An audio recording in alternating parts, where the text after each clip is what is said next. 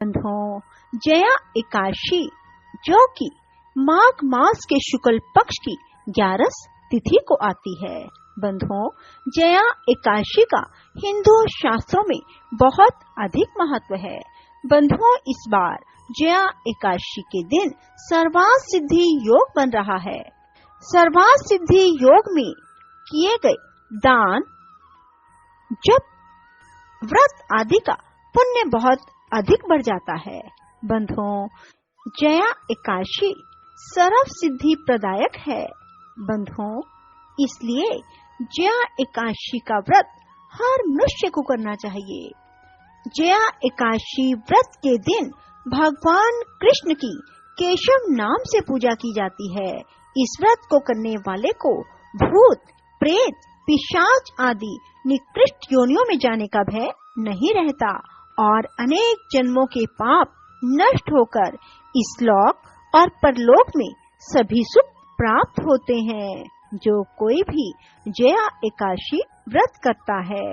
बंधुओं, धर्मराज युधिष्ठिर ने भगवान श्री कृष्ण से कहा, हे जनार्दन, आपने माघ मास के कृष्ण पक्ष की षटतिला एकादशी का अत्यंत सुंदर वर्णन किया है। अब आप कृपा करके माघ शुक्ला एकादशी का क्या नाम है, व्रत की विधि और उस दिन कौन से देवता का पूजन किया जाता है, मुझे विस्तार पूर्वक बताइए। श्री कृष्ण भगवान बोले, हे पांडुपुत्र, इस एकादशी का नाम जया है। इसका व्रत करने से मनुष्य ब्रह्म हत्या आदि पापों से छूटकर स्वर्ग को प्राप्त करता है। पिशाच आदि योनियों से भी मुक्ति मिल जाती है। अतएव सभी को यह व्रत विधि पूर्वक करना चाहिए। अब मैं तुम्हें पद्म पुराण की एक कथा सुनाता हूँ। देवराज इंद्र स्वर्ग में राज करते थे और अन्य सभी देवगण सुख पूर्वक स्वर्ग में रहते थे। एक समय इंद्र अपने नंदनवन में अप्सराओं के साथ क्रीड़ा कर रहे थे और गंधर्व गान कर रहे थे। उन गंधर्वों में प्रसिद्ध पुष्पदत्त और उसकी कन्या पुष्पावती और चित्रसेन उसकी स्त्री मलिन भी थे। मलिन का पुत्र पुष्पवान और उसका पुत्र माल्यवान भी उपस्थित थे।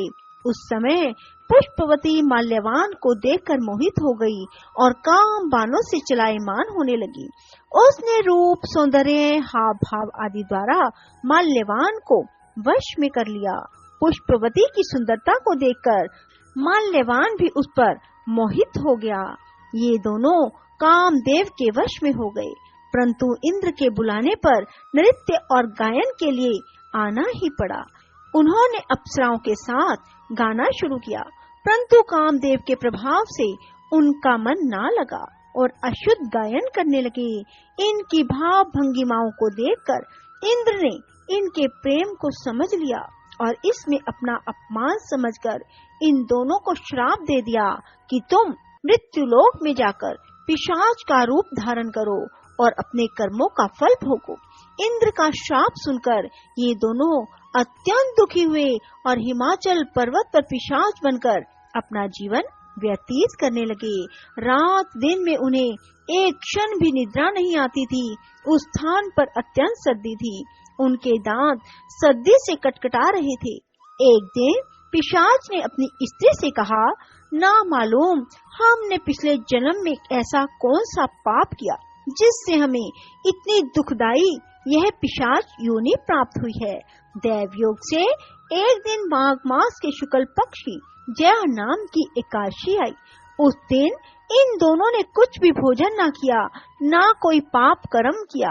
वे दोनों अत्यंत दुखी मन से पीपल के वृक्ष के नीचे बैठे रहे।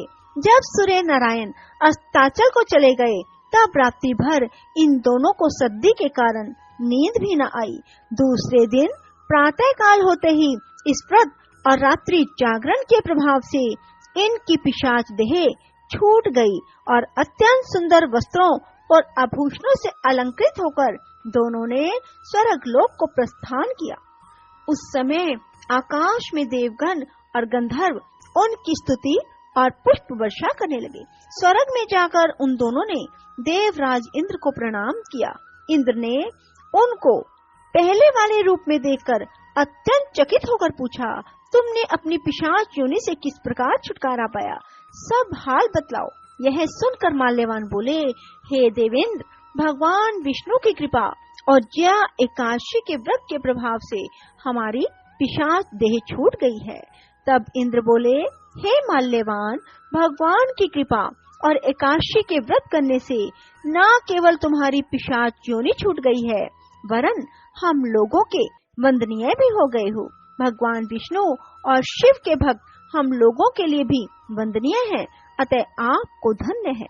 अब आप पुष्पावती के साथ जाकर विहार करो।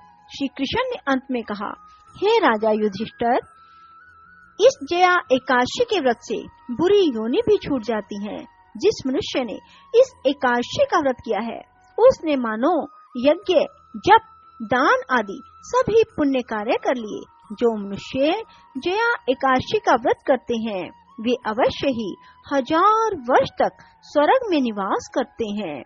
बोलो विष्णु भगवान की जय हो।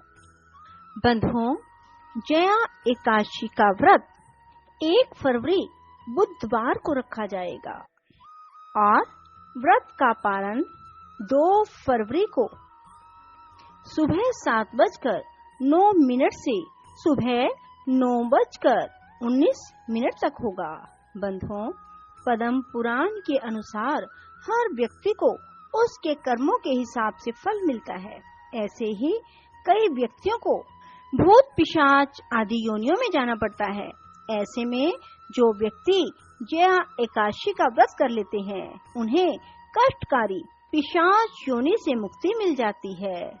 इसलिए बंधुओं, हर मनुष्य को जया एकादशी का व्रत अवश्य करना चाहिए। बंधुओं, जया एकादशी के दिन सूर्योदय से पहले उठकर अपने सभी कामों से निवृत्त होकर स्नान आदि करें और भगवान विष्णु के समक्ष खड़े होकर दाहिने हाथ में जल और फूल लेकर संकल्प लें, हे भगवान विष्णु, मैं आज जया एकादशी के दिन जया एकादशी का व्रत कर रहा हूँ या कर रही हूँ। मेरा व्रत बिना किसी विघ्न बाधा के संपन्न करना और मेरे मनोरथ पूर्ण करना। ऐसा कहकर भगवान विष्णु के समक्ष जल छोड़ दें और फिर भगवान विष्णु की षोडशोपचार पूजा करें। भगवान को फूल फल अर्पित करें, तुलसी दल अवश्य अर्पित करें। भगवान को पीले फूलों की माला अर्पित करें, पीला चंदन भगवान के तिलक रूप में लगाएं। बंधुओं, फिर भगवान की आरती करें। सारा दिन भगवान विष्णु के नाम संकीर्तन में बिताएं।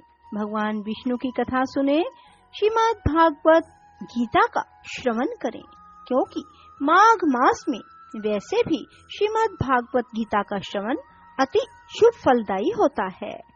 बंधुओं, दिन भर व्रत रखने के बाद रात्रि जागरण करें और द्वादशी के दिन स्नान आदि से निवृत्त होकर व्रत का पारण करें।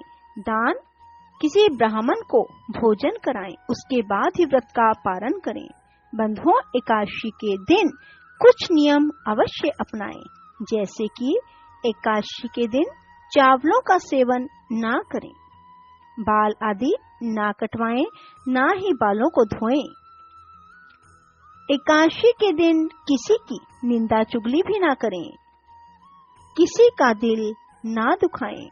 एकादशी के दिन मांसाहार का सेवन भूल कर भी ना करें। बंधुओं, चाहे आपने व्रत किया है चाहे नहीं किया, परंतु मांसाहार का सेवन भूल कर भी ना करें। बंधुओं, जो कोई एकादशी के दिन इन नियमों का पालन करते हैं, भगवान विष्णु उन पर भी प्रसन्न होकर उनकी मनोकामना पूरी करते हैं। श्रीमन नारायण नारायण हरि हरि। बंधुओं, यदि आपको हमारी वीडियो पसंद आए तो इसे लाइक करने के साथ साथ शेयर अवश्य करें। धन्यवाद।